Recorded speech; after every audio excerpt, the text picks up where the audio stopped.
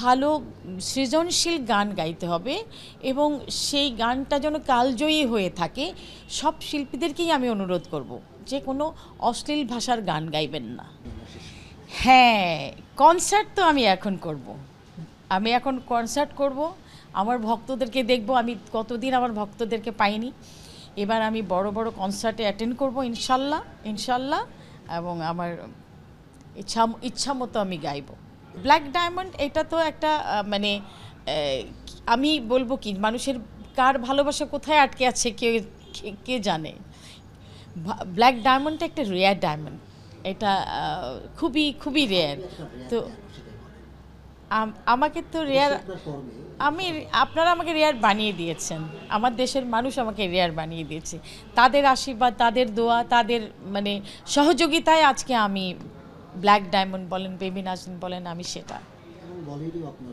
বলিউডেও আমি কাজ করার সুযোগ হয়েছে আমার, অনেক ওয়ার্কশপ করেছি বড় বড় সেই রকম শ্রদ্ধাভাজন আর্টিস্টদের সঙ্গে।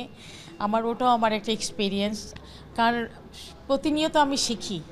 আমি মনে করি আমি যা জানি এটা কিছুই না, আমাকে আরও ভালো পারফরমেন্স দিতে হবে, আরও ভালো গাইতে হবে।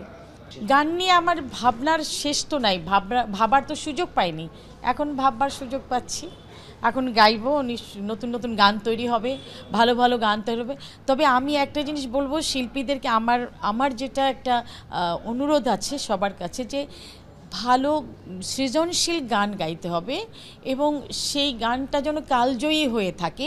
সব শিল্পীদেরকেই আমি অনুরোধ করব যে কোনো অশ্লীল ভাষার গান গাইবেন না। এটা একটা হওয়া উচিত, মানে নিজেদের ডুজ অ্যান্ড ডোন্টস থাকতে হবে, যে আমি কোন গানগুলো গাইবো, কোন গানগুলো গাইবো না। আমার ভাষা তো এত খারাপ না, আমার ভাষার মধ্যে সেই সুন্দর ভাষার সুন্দর গান আসুক। সে আঞ্চলিক গান হতে পারে, সে ফোক হতে পারে, সে মডার্ন হতে পারে, যেটাই হোক, মিউজিক হবে খুব পরিচ্ছন্ন, সুন্দর, সাবলীল এবং অর্থপূর্ণ। সঙ্গীত মানেই তো আসলে বিশুদ্ধতা বা সুন্দর, আমরা চাই সেরকম কিছু। সেই মনে প্রাণে বিশুদ্ধতাকে রাখতে হবে, ক্যারি করতে হবে, সেটাই। আপনাদেরকে অনেক ধন্যবাদ, যমুনা টিভিকে অনেক ধন্যবাদ। খুব ভালো লাগলো এসেই, এখনও মানে 4 দিন ঘুমাইনি, এসে পর্যন্ত আপনাদের সাথে আমি এখনও। হ্যাঁ, আমারও সেই ভালোবাসা আছে, আমিও সেই সুযোগটা ছাড়ি নাই। ভালোবাসা থাকুক।